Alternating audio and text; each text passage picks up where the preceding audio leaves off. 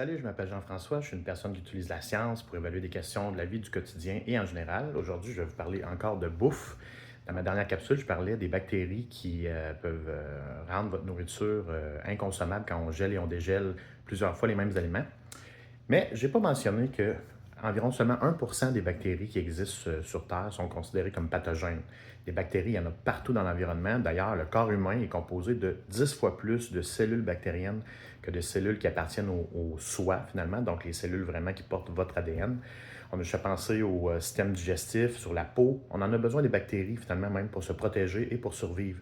Certaines bactéries dans l'intestin vont vous permettre d'absorber des vitamines qui sont essentielles. Donc, moi, les produits là, pour enlever toutes les bactéries sur les poignées de porte, des choses comme ça, c'est vraiment des trucs qui sont superflus parce qu'au fond, des bactéries, il y en a partout. Puis 5 secondes après que vous ayez push-pushé votre poignet, là, il y en a encore dessus, il y en a sur vos mains, il y en a partout. Puis les bactéries, il faut arrêter d'en avoir peur. Par contre, quand même, dans l'alimentation, c'est un sujet de préoccupation, comme je l'expliquais, parce qu'on ne veut pas non plus s'empoisonner. Il y a des bactéries qui sont quand même pathogènes. Puis je voulais vous parler, entre autres, des sauces. Hein? On se demande des fois, le ketchup, on peut-tu laisser ça sur le comptoir ou il faut que ça soit au frigo ou on arrive au resto puis les sauces piquantes sont sur la table on se dit, coudonc, est-ce qu'ils les mettent au frigo de temps en temps? En fait, ce qu'il faut savoir, c'est qu'un aliment qui a un pH de moins de 4,6, donc qui est quand même assez acide, puis même on va recommander un petit peu plus bas encore là, pour avoir une marge de sécurité. Ces aliments-là n'ont pas besoin d'être réfrigérés. L'acidité, c'est ce qui permet de conserver, dans ce cas-là, l'aliment sain pendant une certaine période. Puis, c'est ce qu'on retrouve aussi dans la fermentation. Quand vous faites des lactofermentations, je ne sais pas si ça vous arrive, moi j'en fais de temps en temps. Donc, on fait fermenter des légumes, par exemple, qu'on a coupés, on ajoute un petit peu de sel, puis on les plonge sous leur jus.